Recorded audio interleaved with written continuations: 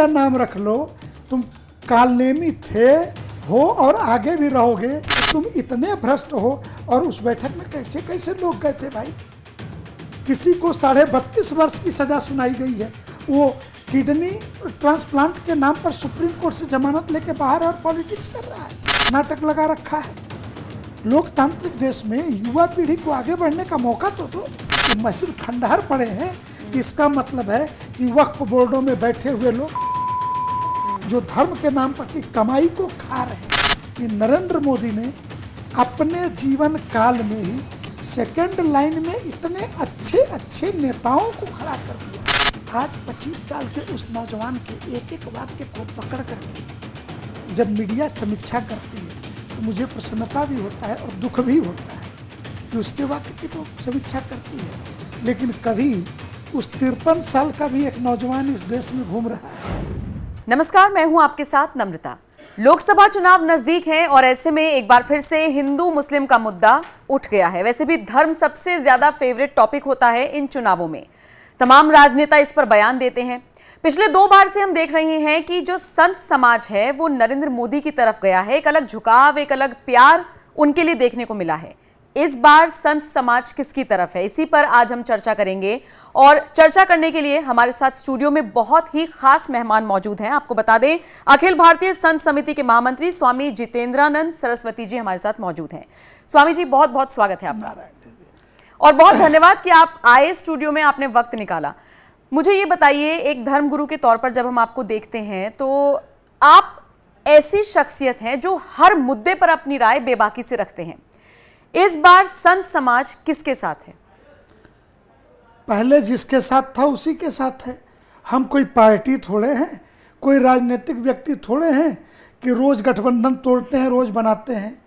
धर्म और राष्ट्र की कसौटी पर सदैव से नरेंद्र मोदी खरे उतरे, तो आज भी खरे हैं, कल भी खरे थे और आगे भी खरे ही रहेंगे।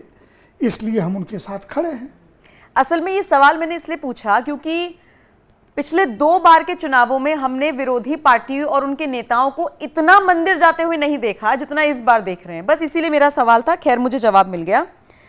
अब ये बताइए, जैसे विपक्षी दल लगातार बैठ के कर रहे हैं, इंडिया एक बहुत बड़ा और अच्छा टाइटल उन्होंने अपने लिए चुन लिया है ताकि अगर खबरें भी चले तो किस तरह से चले, मोदी इंडिया के खिलाफ। समझ रहे हैं आप, इस तरह से टाइटल रखा गया है। आप इसका भविष्य किस तरह से देख रहे हैं? दाल गलेगी इन लोगों की कि नहीं?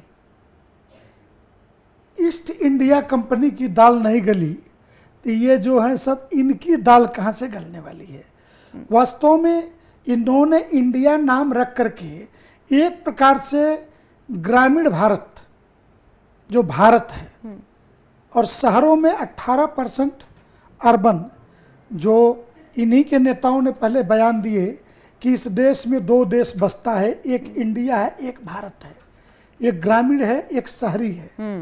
ये इस चर्चा को इन्होंने पर्याप्त बल दे दिया। तो अब भारत की संस्कृति, इसकी प्राचीन से प्राचीन परंपराएं, साधु संत महात्मा, इन सारी बातों की चर्चा होगी ना। और फिर इंडिया, तो ईस्ट इंडिया कंपनी बनी क्यों? हिंदुस्तान को लूटने के लिए। आज क्यों बनी?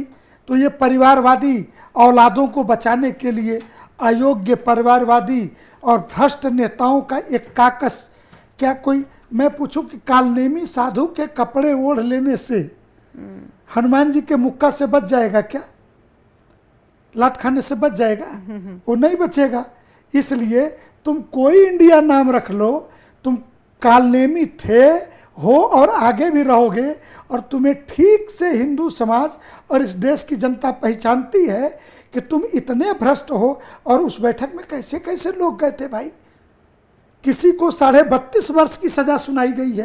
वो किडनी ट्रांसप्लांट के नाम पर सुप्रीम कोर्ट से जमानत लेके बाहर और पॉलिटिक्स कर रहा है। और देश की जनता इतनी मूर्ख है, अपने गाढ़े पसीने की कमाई जो देश खड़ा हुआ है।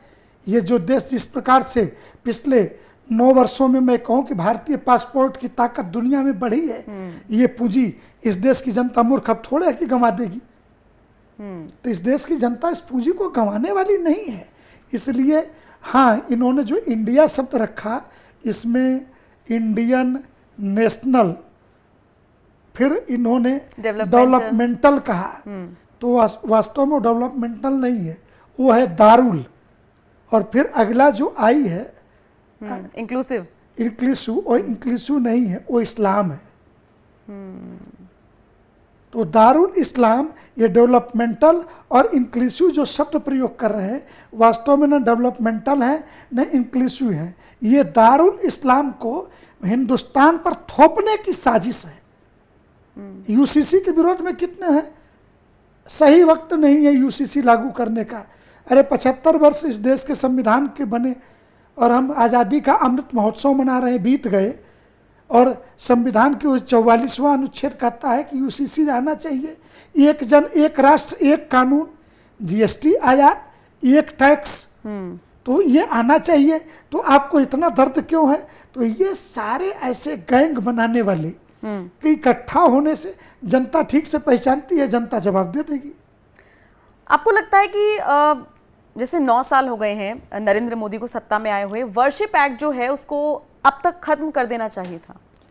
एक्ट तो कई ऐसे हैं जो खत्म कर देने चाहिए, और हुए भी हैं। हुए भी हैं। अब धारा 370, 35 एक खत्म हुआ ही। 1500, 1600 कानूनों की समीक्षा करके जो काल बाह्य थे, जिसे आप आउट ऑफ डेट कहते हैं, उसको भी खत्म किया है सरकार ने। तो उन्होंने किया आगे। और दूसरी चीज़ है कि हम एक क्या कहें, 60-65 वर्षों की बिगड़ी व्यवस्था को 9 साल में जादू की छड़ी में सुधार नहीं सकते। इसलिए राजनीतिक दल जो भी काम कर रहे हैं, सही दिशा में अगर काम चल रहा है, अगर हमारा स्वभाव ये बन जाए कि हम पौधा लगाएंगे, रोज उखाड़ के देखें कि जड़ पकड़ा कि नहीं, तो पौधा जड़ तो पकड़ने से रहा। इसलिए जो सत्ता में राष्ट्र निर्माण के लिए 9 वर्षों में जिनकी प्रतिबद्धता दिखी, उत्तर से लेकर दक्षिण, पूर्व से लेकर के पश्चिम, जिनके निर्माण दिख रहे हैं पूरे भारत में, 6 लेन 4 लेन सड़कें, बड़े बड़े पुल, असम का वह पुल चीन की सीमा तक जाने में दूरी तो छोड़िए, सामरिक दृष्टि से अभी कल ही रूस के जिस पुल को अमेरिका तोड़ना चाहता, जिस पर दोबारा हमला हुआ, क्या उसी तरीके का पुल असम का हमारा नहीं है सामरिक दृष्टि से? तो इसे हमें समझना होगा कि देश के विकास, इस राष्ट्र के अस्तित्व के लिए जो लोग रात दिन काम कर रहे हैं, वो हमें सत्ता में चाहिए, या जिनकी सारी यूएसपी है। ये कौन है? ठाकरे जी, तो ये बाल ठाकरे के बेटे हैं। ये कौन है? तो लालू के बेटे हैं। ये कौन है? तो मुलायम के बेटे हैं। ये कौन है? ये सोनिया के बेटे हैं। सोनिया कौन है? तो इंदिरा की बहू। इंदिरा कौन है? तो नेहरू की बेटी हैं। ये क्या नाटक लगा रखा है? लोकतांत्रिक देश में युवा पीढ़ी को आगे बढ़ने का मौका तो दो, और हर घर में से नेतृत्व निकल सकता है, उसे मौका मिलना चाहिए। लेकिन हम स्वाभाविक रूप से राजा जी का बेटा है, पालकी हम उठाएंगे, ये अब नहीं चलना चाहिए।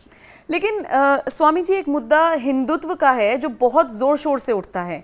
ये कहा जाता है, खासकर जो विरोधी दल हैं वो ये कहते हैं कि बस अब एक हिंदुत्व का राग अलाप रखा है बीजेपी ने, और कुछ नहीं है, विकास नहीं है, रोजगार नहीं है, महंगाई लगातार बढ़ती जा रही है, हर तबका परेशान है, किसान परेशान है, नौजवान परेशान है। जैसी कोई बात आए सीधा धर्म को आगे ले आओ, और धर्म की राजनीति ही कर रही है बीजेपी। आपको लगता है ऐसा है? क्योंकि आप तो संत समाज से आते हैं, आप तो बखूबी इस चीज को समझते होंगे।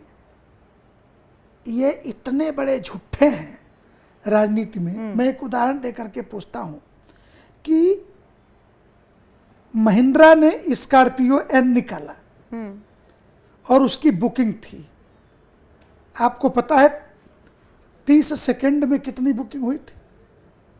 कितनी? 1 लाख गाड़ियों की बुकिंग हुई थी इस देश में। 30 सेकंड के अंदर 1 लाख गाड़ियों की।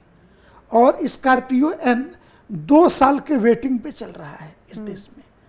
कोई ऐसी हिंदुस्तान की गाड़ी कंपनी का नाम बताइए जहां पे आप सोर्स न लगाएं और वहां पे गाड़ी आपको 3 महीने से पहले उपलब्ध हो जाए, बिना बुक किए आप जाइए शोरूम में और गाड़ी खरीद करके लेके चली आइए। ऐसा हो सकता है? नहीं। जीएसटी कलेक्शन 1.5 लाख करोड़ से ऊपर का पहुंच गया, तो क्या बिना कमाए लोग जीएसटी दे रहे हैं क्या? ये कलेक्शन जो ऑन रिकॉर्ड जा रहा है, ये बिना कमाए जा रहा है क्या? रही बात रोजगार की, अगर रोजगार की हमारी परिभाषा सिर्फ सरकारी नौकरी है तो वो इस देश में कभी नहीं मिलेगी। 3.5 करोड़ सरकारी नौकरियां कुल हैं और 35 करोड़ रोजगार अकेले हम धार्मिक सेक्टर से उपलब्ध कराते हैं। मैं उदाहरण के थ्रू बता रहा हूं कि काशी विश्वनाथ में 1500 करोड़ रुपए उत्तर प्रदेश सरकार ने लगा करके विश्वनाथ धाम कॉरिडोर बना दिया। 13 दिसंबर 2021 को प्रधानमंत्री ने उद्घाटन कर दिया और 1 जनवरी 2022 से 31 दिसंबर 2022 एक वर्ष में गोवा जाने वाले पर्यटक 3.5 करोड़ और काशी विश्वनाथ धाम आने वाले पर्यटक, जिसको तीर्थयात्री कहिए, पर्यटक कहिए, तीर्थिज्म टूरिज्म जो करने आए, वो जो हैं 10 करोड़ पार कर गए। इस 10 करोड़ लोगों में से 7 करोड़ लोग 365 दिनों में काशी में रुके हैं। गुणा भाग जो करना हो कर लीजिए। किसी ये हवाई जहाज से आए, ट्रेन से आए, अपने निजी गाड़ी से आए, डीजल भराया, पेट्रोल भराया अपनी निजी गाड़ी में, तो भी टैक्स दिया है पेट्रोल डीजल पे। अगर सरकारी उसमें आए तो भी उस पर किराया दे करके लोग आए हैं। और काशी आए तो इन्होंने सिर्फ विश्वनाथ मंदिर दर्शन ही नहीं किया है, बनारसी साड़ियाँ खरीदी, प्रसाद खरीदे, फूल माला खरीदे, रात में रुके, होटलों में फूडिंग लॉजिंग सब किया। रोजगार कौन कर रहा है? एक सामान्य रिक्शे वाला भी 1000 रुपये रोज कमा लेता है। अब हाथ वाले रिक्शे नहीं है, सबको टोटो वाले दे दिए गए, इलेक्ट्रॉनिक बैटरी चलित रिक्शे। तो रोजगार किसके फल फूल रहे हैं? मैं पूछूं कि उत्तराखंड में पिछले 9 वर्षों में क्रमशः 1-1 साल जाने वाले तीर्थयात्रियों का आंकड़ा निकाल करके मुझे बताइए, कितने तीर्थयात्री आए और गए और उन्होंने कितना रोजगार उत्तराखंड के लोगों को दिया। उल्टे अमानवीयता हुई कि ज़्यादा लोगों को केदारनाथ दर्शन कराने के चक्कर में जो घोड़े खच्चर थे उनको गांजा और अफीम पिलाने लगे, उसको चलाने वाले लोग। और मुझे कहने में संकोच नहीं है कि ये जो लोग ये पिला रहे थे ये हिंदू नहीं थे, ये सहारनपुर देवबंद के इलाके से ये मुसलमान नहीं, वहाँ घोड़ा खच्चर का काम करने जाते हैं। पैसे कमाने की होड़ में अमानवीय कार्य किया। इसलिए रोजगार की बातें करना, महंगाई बढ़ रही है, किसान की आय दूनी हो जाए, लेकिन किसान के गेहूं, चावल के, टमाटर के, फल के दाम नहीं बढ़ने चाहिए। दूसरे, हम ऐसे युग में जी रहे हैं कि जहाँ पे टमाटर और दाल महंगी होगी तभी हम खाएंगे, मौसम के फल और सब्जी नहीं खाएंगे। कौन सा रोग, कौन सी मानसिकता हमने ऐसी पाल रखी है? प्रकृति की व्यवस्था को समझिए। प्रकृति बरसात के मौसम में पेड़ों पर जो लताएं लगती हैं उस पर उगने वाले फल सब्जी खाने को कहती है कि जमीन पर पानी होगा, बाढ़ आई होगी तो तुम्हें खाने को सब्जी नहीं मिलेगी। इसलिए लौकी, कोहड़ा, तोरई, परवल, करेला, ये सब हम तुम्हें झाड़ियों पर ऊपर फैलती है, जो पानी से ऊपर पेड़ की डालियों पर, ये फल तोड़ना और इसे खाना खुर्दुम, ये प्रकृति ने बताया है। लेकिन राजनीति के हम ऐसे दलदल और कीचड़ में फंसे हैं कि टमाटर 200 रुपया किलो होगा तभी हम घर में लाएंगे, फिर उससे हम वीडियो बनाएंगे उसका कि हमने फ्रिज में ताला मार के रखा है, हमने लॉकर में रखा है, इस तरीके की वीडियो जारी करेंगे। दाल 200 रुपये किलो हो जाएगी तो कहेंगे कि मुर्गे से महंगी दाल है, इसलिए मुर्गा नहीं हम दाल खाएंगे। इस तरीके की, ये जो हम सीधे शब्दों कहें कि मेंटल डिसेबल्ड, ये एक मानसिक रोग है, सुपीरियरिटी कॉम्प्लेक्स पालने का। और उसके तहत हमें जिस मौसम में प्रकृति जो सब्जी नहीं पैदा करती है तो स्वाभाविक है वो सब्जी महंगी होगी। अरे टमाटर तो कच्ची फसल है, कोई जो उसको स्टोर कर रहा है वो भी कई दिन स्टोर कर सकता है, टमाटर को सड़ जाएगा। इसलिए महंगाई, बेरोजगारी का रोना रोने वाले लोग राजनीति की आड़ में उनके राज्यों में रोजगार कितने को दे दिया। लेकिन मैं कहूं कि धर्म आधारित व्यवस्था में इस देश में नरेंद्र मोदी ने करोड़ों रोजगार का सृजन किया है, इसमें कहीं कोई दो राय नहीं है। और ये जो हिंदुत्व का आरोप लगता है कि सिर्फ हिंदुओं को आगे बढ़ाया जा रहा है, मुसलमानों को पीछे छोड़ा जा रहा है, सिर्फ धर्म की राजनीति है। क्योंकि देखिए काशी विश्वनाथ कॉरिडोर बन गया, मंदिरों का जीर्णोद्धार हो रहा है, लेकिन ये खबर नहीं आती कि किसी मस्जिद का जीर्णोद्धार हुआ है या उसको बढ़ाया गया है या वहां पर कोई कॉरिडोर बना है? सवाल ये भी उठता है। मस्जिदों की प्रॉपर्टी वक्फ बोर्ड के पास है। क्या किसी वक्फ बोर्ड ने यह लिख करके प्रधानमंत्री या किसी मुख्यमंत्री को यह कहा कि हमारा भी जीर्णोद्धार होना चाहिए? अल्पसंख्यक मंत्रालय, अल्पसंख्यक कल्याण विभाग के लिए जारी होने वाले बजट में से ऐसे धर्मस्थलों के जीर्णोद्धार के लिए क्या कभी वक्फ बोर्डों ने पैसे मांगे? उल्टे वक्फ बोर्ड भारत सरकार से भी ज्यादा धनी है कुछ मामलों में। उनके पास रेल और रक्षा मंत्रालय के बाद सर्वाधिक जमीनें हैं, उनके पास रेवेन्यू है। वो अपने, अगर उनकी मस्जिद खंडहर पड़े हैं तो इसका मतलब है कि वक्फ बोर्डों में बैठे हुए लोग जो धर्म के नाम पर की कमाई को खा रहे हैं। उल्टे हम मंदिरों से रेवेन्यू जनरेट करके भारत सरकार को दे रहे हैं। देश का कौन सा ऐसा मंदिर है जो धर्माचार्य चला रहा है? वो सारा तो भारत सरकार चलाती है, विभिन्न राज्यों की सरकार चलाती है, पूरे रेवेन्यू का उपयोग सरकार कर रही है। तो इसलिए ये कहना कि हमने धर्म क्षेत्र में रोजगार पैदा किए हैं। और मैं पूछूं आपसे कि जम्मू कश्मीर में 2 यात्रा चलती है, अमरनाथ की यात्रा, वैष्णो देवी की यात्रा। इन दोनों यात्रा मार्ग में दुकानदार जो हैं 80% मुसलमान दुकान करते हैं। रोजगार किसका मिलता है? ये अमरनाथ की यात्रा में 99% खच्चर चलाने वाले मुसलमान हैं। रोजगार कौन कर रहा है? तो हमारे धर्म क्षेत्र में धर्मस्थल हमारे विकसित हुए तो हमने तो मुसलमान को भी खाने बिना नहीं। उल्टे मैंने एक वाक्य प्रयोग किया कि अगर पाकिस्तान ने मंदिर नहीं तोड़े होते तो 350 रुपया किलो तुमको आटा नहीं खाना पड़ता। हम अपने मंदिरों के बाहर लंगर लगा के भंडारे चला करके तुमको भी जिंदा रख लेते। अच्छा, प्रधानमंत्री मोदी को बड़ा दिल दिखाते हुए ऐसे वक्त में पाकिस्तान की मदद करनी चाहिए? कोई मदद नहीं करनी चाहिए। पाकिस्तान एक अप्राकृतिक देश है और पाकिस्तान को अगर हिंदुस्तान से मदद चाहिए, अपने बाप से मदद चाहिए, तो बाप के घर में तुम आकर के रहते क्यों नहीं हो? हिंदुस्तान पाकिस्तान जैसे शब्द क्यों बने हुए हैं? अखंड भारत है, हमें कोई आपत्ति नहीं है, अखंड भारत करो। और जैसे हिंदुस्तान के मुसलमान, एक बात बताइए, 80 करोड़ लोग जो गरीबी रेखा से नीचे हैं और जिनको पिछले 2.5 वर्षों से कोरोना काल से राशन मुफ्त में मिल रहा है, तो 80 करोड़ लोग हिंदुस्तान के खा रहे हैं। उसमें तो हमने ये नहीं देखा कि हिंदू कौन है, मुसलमान कौन है, ईसाई कौन है। धर्म के आधार पर तो नहीं बांटा है ना, ये राशन नहीं बांटता है ना राशन की दुकान पे। तो अगर ये पाकिस्तान के जिन हुक्मरानों ने उनको भूखे खाने बिना मरने के लिए छोड़ दिया है, अगर वो हिंदुस्तान से मदद चाहते हैं तो उनको सेना रखने की जरूरत क्या है? उनको तोप बनाने की जरूरत क्या है? सचिवालय चलाने की जरूरत क्या है? सारी नौकरियां, सारे पद समाप्त करो।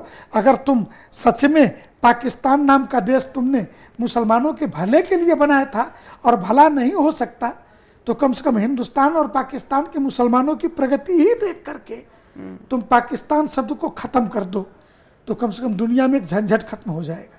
अच्छा आचार्य जी, ये बताइए, रील्स का ज़माना है, इंस्टाग्राम पे बहुत सारे लोग रील्स बनाते हैं और कई बार तो मंदिर मस्जिद में जाते ही इसलिए कि रील्स बना सकें। कई बार विवादित वीडियोस सामने आते हैं कि धर्मस्थल पर इस तरह की वीडियोस नहीं बननी चाहिए। केदारनाथ से एक वीडियो सामने आया था और उसके बाद अब वहां पर बड़ा बड़ा बोर्ड लग गया है कि यहां पर मोबाइल फोन्स अलाउड नहीं है।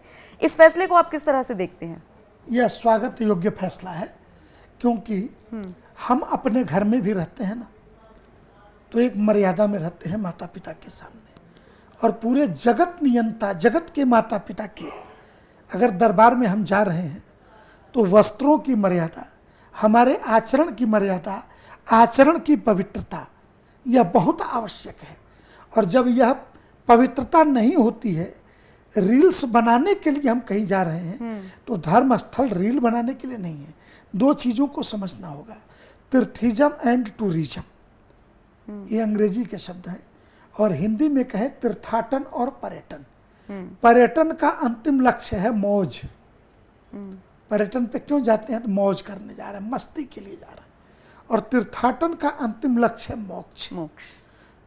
मोक्ष के लिए हम जा रहे हैं, तो मोक्ष और मौज का घालमेल नहीं हो सकता। इसलिए तीर्थ स्थलों की मर्यादा, उनके धार्मिक स्वरूप, उनकी पहचान, और तीर्थ में जाते समय हमारे व्यक्तिगत आचरण की मर्यादा ये बनी रहनी चाहिए। इसको इसी रूप में लेना चाहिए।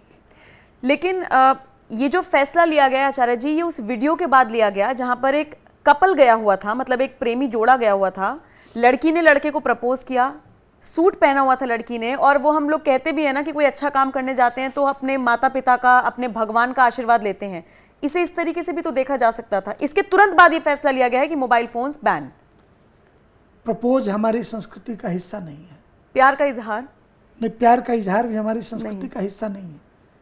आपको रामायण में ध्यान में हो एक घटना कि शूर्पणखा क्या नहीं जानती थी राम लक्ष्मण की शादी हो गई है, और जनकपुर में सीता स्वयंवर में तो उसका भाई रावण भी गया हुआ था धनुष तोड़ने, ये पता था।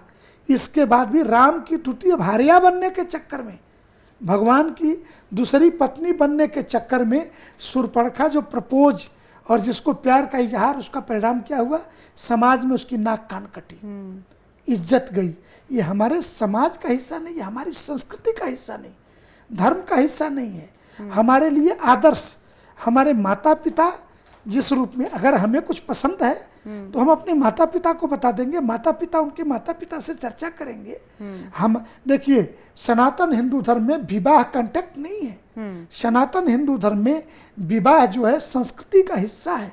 हमारे लिए ये धर्म का वो हिस्सा है जहाँ विवाहोपरांत पत्नी सहधर्मिणी हो जाती है। इसके बाद पति अकेले किसी पूजा पाठ का अधिकारी तक नहीं बचता है विवाह के बाद से।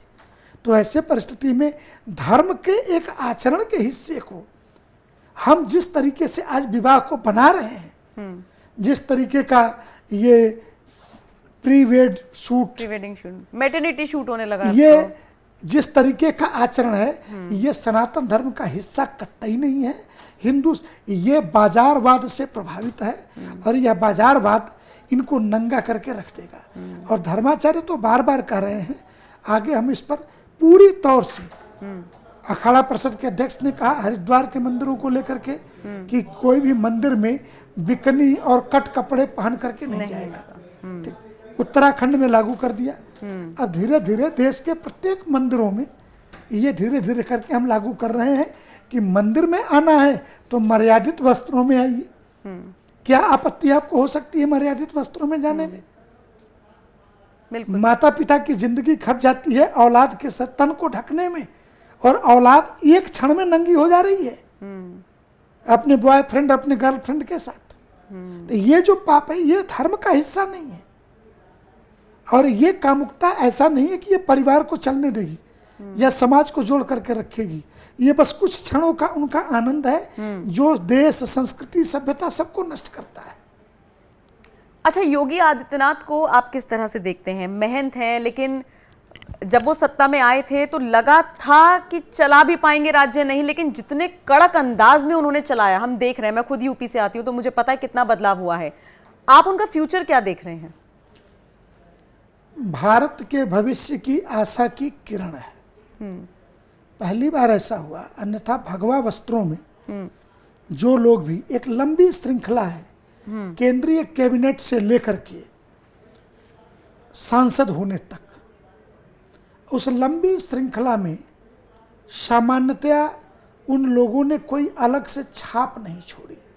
अगर मुझे नाम लेने के लिए भी कहें तो अपने मंत्रालय में अलग छाप, अटल जी के मंत्रिमंडल में भी भगवा वस्त्रधारी मंत्री थे, मोदी जी के भी मंत्रिमंडल में 2-2 महिलाएं भगवा वस्त्रधारी पीछे के मंत्रिमंडल में भी रहीं, अभी भी एक है। लेकिन मैं पूछूं कि कोई छाप छोड़ दिया हो, छाप नहीं छोड़ी। पहली बार हमारे लिए यह प्रसन्नता का विषय है कि भगवा वस्त्रों पर ये राजनीति कर भी पाएंगे कि नहीं, कुशल प्रशासक होंगे भी कि नहीं। लेकिन ये कुशल प्रशासक के साथ साथ बुलडोजर बाबा से लेकर के एनकाउंटर बाबा तक की बिल्कुल मीडिया ने जो छवि गढ़ी, इससे हमें इस बात की प्रसन्नता है कि हमारा एक भगवा वस्त्रधारी सन्यासी सफल तो हुआ। और जब सफल हुआ तो स्वाभाविक है कि हमारे राग द्वेष तो होते नहीं, हम सन्यासियों के कोई घर परिवार तो होता नहीं। इसलिए हम इस देश और समाज के साथ सदैव न्याय करेंगे। तो इस रूप में योगी आदित्यनाथ का अब तक का कार्यकाल बेदाग है। और मैं भगवान से प्रार्थना करूंगा कि वो जब तक राजनीति में काम करें तब तक इसी बेदाग चरित्र से करते रहें। क्या लगता है कि नरेंद्र मोदी के बाद प्रधानमंत्री बन सकते हैं योगी आदित्यनाथ? वो कुशलता उनमें है? संभावनाएं और योग्यता को नकारा नहीं जा सकता। हर व्यक्ति, अटल जी के समय में भी एक पूरी पीढ़ी खड़ी हो गई थी, सेकंड जनरेशन, तो स्वाभाविक है कि मोदी जी के बाद भी सेकंड जनरेशन आएगी। लेकिन अटल जी के प्रधानमंत्री पद से जाने के बाद 7-8 वर्षों तक रिक्तता रही केंद्रीय राजनीति में। आडवाणी जी वेटिंग पीएम उसी रूप में रह गए थे। लेकिन मेरा मानना है कि भारत का भविष्य उज्जवल है, और उज्जवल इस दृष्टि से है कि नरेंद्र मोदी ने अपने जीवन काल में ही सेकंड लाइन में इतने अच्छे अच्छे नेताओं को खड़ा कर दिया, इतने कुशल वक्ता, नेता, अध्ययनशील। जो पॉलिटिक्स पार्ट टाइम जॉब होती थी, आज पॉलिटिक्स फुल टाइम जॉब है। 24 घंटे 365 दिन का काम है, और तुम्हें राजनीति करनी है तो हर क्षण सक्रिय रहना पड़ेगा, पढ़ना पड़ेगा, बिना पढ़े नहीं बोलना। इसलिए कभी लद्दाख से के सांसद को हम संसद में सुनते हैं तो वो उसकी वीडियो वायरल हो जाती है। कभी हम कर्नाटक से किसी युवा सांसद को, जो युवा मोर्चा अध्यक्ष, उसको सुनते हैं तो उसकी वीडियो वायरल हो जाती है। तो और अच्छे अच्छे नए पीढ़ी के वक्ता, नेतृत्वकर्ता, फिर मुख्यमंत्रियों में हेमंत बिस्वा शर्मा, जिस तरीके का, क्या आप सोच सकती थी कि दिल्ली में टमाटर महंगे हैं? तो अगर मैं आपके माध्यम से पूछ लूं कि दिल्ली के सब्जी बाजार पर, आज़ादपुर मंडी पर किसका कब्जा है, अरविंद केजरीवाल ने किसको लाइसेंस दिए हैं? 100% मुसलमानों का कब्जा सब्जी मार्केट पे है। गली में खोमचा से लेकर के आज़ादपुर मंडी तक, थोक से लेकर के फुटकर व्यवसाय तक।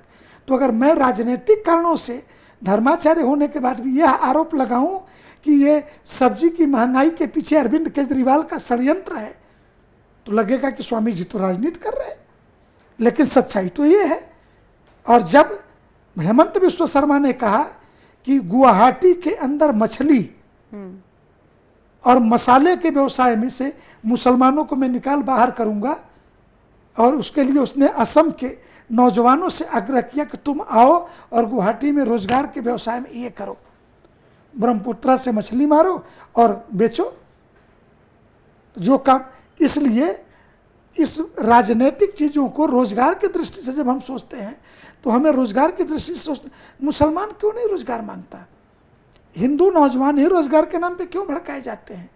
प्लम्बर से लेकर के इलेक्ट्रीशियन तक, और सब्जी ठेले खोमचे से लेकर के वॉल पेंटिंग तक, सारे क्षेत्रों में इस तरीके का कब्जा उन्होंने बड़े खूबसूरती से किया। वो आबादी तो कभी नहीं कहती कि हमको रोजगार चाहिए। वो अपने कमाई का एक हिस्सा अपने दिन के लिए खर्च करते हैं, और जब हमें बात करते हैं तो हम हिंदुत्व की बात कर रहे हैं। यह याद रखिए, ये राष्ट्र तभी तक सुरक्षित है जब हिंदू बहुसंख्यक है और हिंदू के आधार पर इकोनॉमी चल रही है। मैं पूछूं कि इनकम टैक्स अदा करने वालों में कितने मुसलमान हैं? इनकम टैक्स पेयर हिंदुस्तान के जीडीपी में कितना योगदान है? पूछा जा सकता है। अच्छा, मुझे आपसे एक जानकारी लेनी थी। बहुत सारे दर्शक हैं जो बहुत हमारे वीडियोस पे कमेंट करके ये चीज़ पूछ रहे थे। जब हमने ये खबर चलाई थी, आपको याद होगा 28 मई को नई संसद का उद्घाटन हुआ था, तो सेंगोल स्थापित हुआ था। बहुत सारे न्यूज़ चैनल्स ने इस पर स्पेशल स्टोरीज की। मैं चाहूँगी आप आम भाषा में, ताकि लोगों को समझ में आ जाए, मुझे समझ में आ जाए कि सेंगोल का मतलब क्या है, इसका महत्व क्या है। ये है धर्मदंड। धर्मदंड राजा को धर्माचार्य प्रदान करता है। ये जो सो कॉल्ड वामपंथी है ना, इनसे बड़ा पाखंडी दुनिया में कोई नहीं मिलेगा हिंदुस्तान के वामपंथियों से।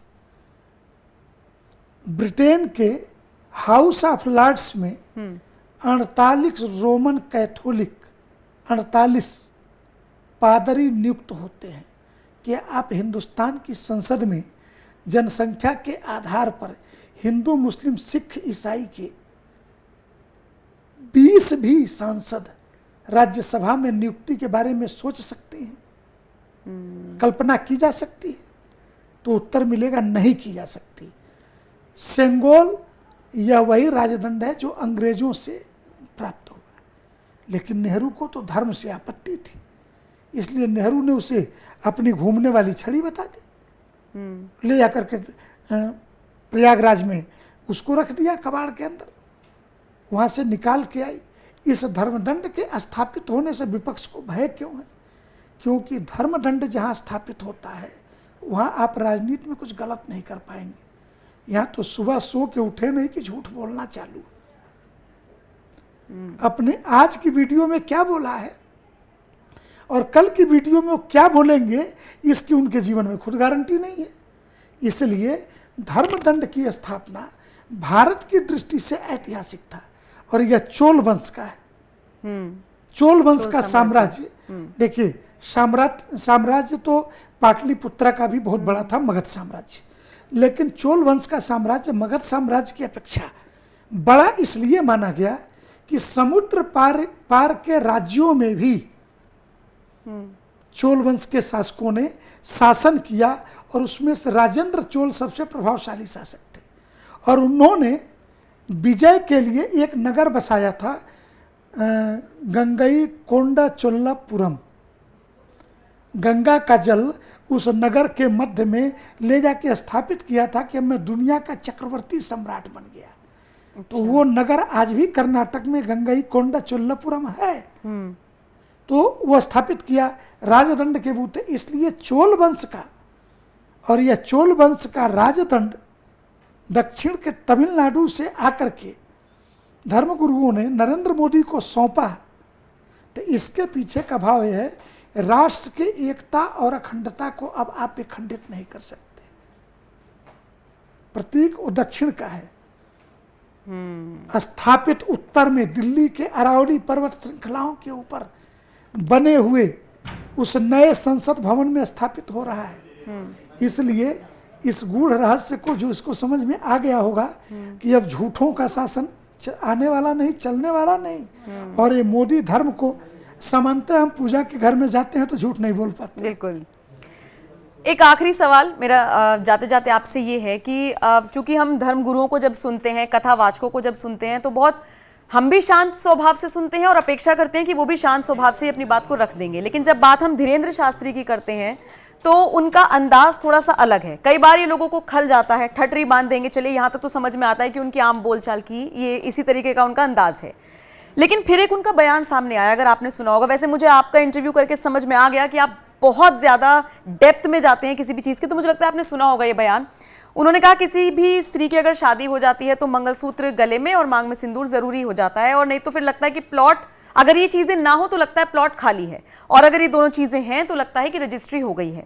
अब ये रजिस्ट्री और प्लॉट पे बहुत विवाद हो रहा है, लोग उन्हें ट्रोल कर रहे हैं, कह रहे हैं ये किस तरीके की भाषा है किसी महिला के लिए। मैं इस बयान का बचाव नहीं कर रहा, लेकिन एक 25 वर्ष का नौजवान जिसने सिर्फ साधना की, माँ सरस्वती ने उसे वाणी दी और आज देश नहीं दुनिया उसे सुन रही है। आज 25 साल के उस नौजवान के एक एक वाक्य को पकड़ करके जब मीडिया समीक्षा करती है तो मुझे प्रसन्नता भी होता है और दुख भी होता है कि उसके वाक्य की तो समीक्षा करती है, लेकिन कभी उस 53 साल का भी एक नौजवान इस देश में घूम रहा है, उस जो विश्वेश्वरैया नहीं बोल सकता, उसकी भी कभी कभार समीक्षा करनी चाहिए। एक दूसरे जो इन्होंने शब्द प्रयोग किया, इसके शाब्दिक अर्थ पे अगर आप जाएं, धर्म की दृष्टि से सर्वथा उचित था, लेकिन भाषा बुंदेलखंडी थी, भाषा सहज थी। तो कथावाचक की भाषा सहज होती है। मैं शास्त्री हूँ, मैं धर्माचार्य हूँ, एक दंडी सन्यासी हूँ, तो मेरी एक निश्चित मर्यादा है शब्द चयन को लेकर के। लेकिन कथावाचक, उसके सामने श्रोता कैसा बैठा है और श्रोता को किस भाषा में मुझे समझा देना है, सही बात समझा देना, तो उसके वहाँ के, मैं कहूँ कि भूभाग, वहाँ के लोगों की मानसिक अवस्था, अब मैं वहाँ जाकर के संस्कृत निष्ठ हिंदी का प्रयोग करूँ तो सामान्य आदमी समझने से रहा। तो धीरेन्द्र शास्त्री ने उस भाषा का प्रयोग किया। मैं उन शब्दों में, अब मैं पूछूं कि स्कूल कॉलेज तक में हिजाब पर प्रतिबंध की, जो हिजाब लगाने की बात करने वाले लोगों के लिए, कोई फेमिनिस्ट, कोई नारी स्वतंत्रता का आंदोलन चलाने वाली महिला कि हिजाब क्यों है, हिम्मत नहीं पड़ती है बोल दें।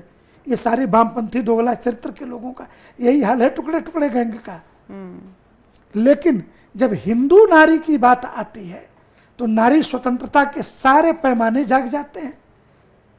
इनको इस्लाम में ये ध्यान नहीं आता, क्रिश्चियनिटी में ध्यान नहीं आता। 1975 तक अमेरिका ने महिलाओं को वोटिंग राइट नहीं दिया कि इसके तो खोपड़ी में दिमाग होता ही नहीं है। तो अमेरिका जैसे के तलवे चाटने वालों को ये बात नहीं समझ में आई। आज भी इस्लाम के शरीयत में 2 महिलाओं के गवाही बराबर 1 पुरुष की गवाही है, अर्थात मुसलमान की बीवी हाफ माइंड है। ये आज भी है।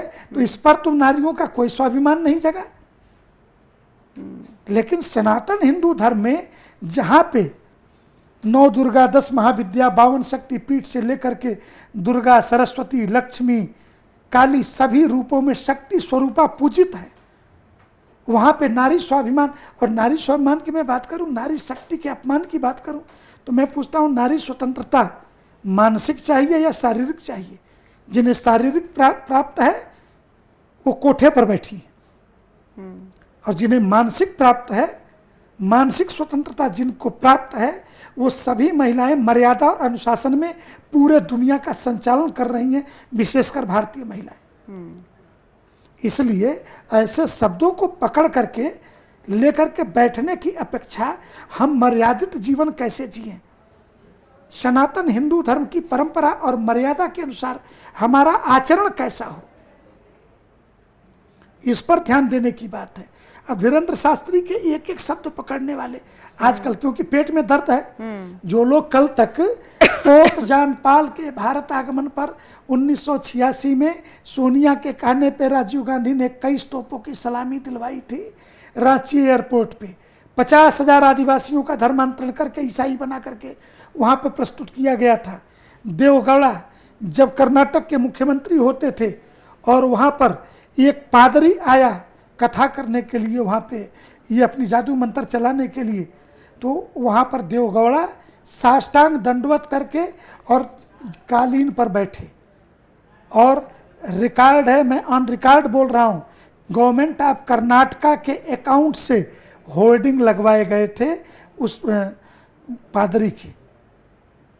पास्टर बजिंदर सिंह जिस प्रकार की नौटंकी करता है, पंजाब के अंदर ईसाई बना दिए बड़ी मात्रा में, नौटंकी के रिहर्सल होने के भी वीडियो आ जाते हैं। ऐसे ऐसे हाथ कर रहे हैं, लड़की बेहोश होकर के गिर जा रही है। ये पहले कैसे अभ्यास कराया जाता है, इसकी वीडियो तक आ गई। ऐसे लोगों पर तो कभी इन लोगों की जुबान नहीं खुलती है जो प्लाट खाली शब्द पर बोलने के लिए निकल पड़ते हैं, जो धीरेन्द्र शास्त्री के चमत्कारों पर उंगली उठाते हैं। उन्हें भारत के किसी पादरी के हीलिंग प्रणाली पर तो कोई शब्द नहीं मिलते हैं। और बस हिंदुस्तान चारागाह है, विदेशों से आओ, यहाँ चरो, यहाँ पैसे बनाओ और हिंदुस्तान पे शासन करो और जाओ। तो ये थे जितेंद्रानंद स्वामी जी हमारे साथ, जिन्होंने बहुत सारे मुद्दों पर अपनी बेबाकी से राय रखी। जितना मैंने सुना था, पढ़ा था, उससे भी 2 कदम आगे आपके बयान निकले। बहुत यही चीज होनी चाहिए कि जो आपके मन में है, जो आप सोचते हैं, वो आप जनता के सामने भी रखें, तभी वो ट्रांसपेरेंसी वाली बात आप अच्छे से कर सकते हैं। बहुत बहुत शुक्रिया, सच में बहुत बहुत शुक्रिया, आपने हमें टाइम दिया। और मैं इजाजत चाहूंगी आपसे भी और दर्शकों आपसे भी। क्या अच्छा लगा इस वीडियो में सबसे ज्यादा आपको, कमेंट सेक्शन में आप हमें जरूर बताइएगा। नमस्कार।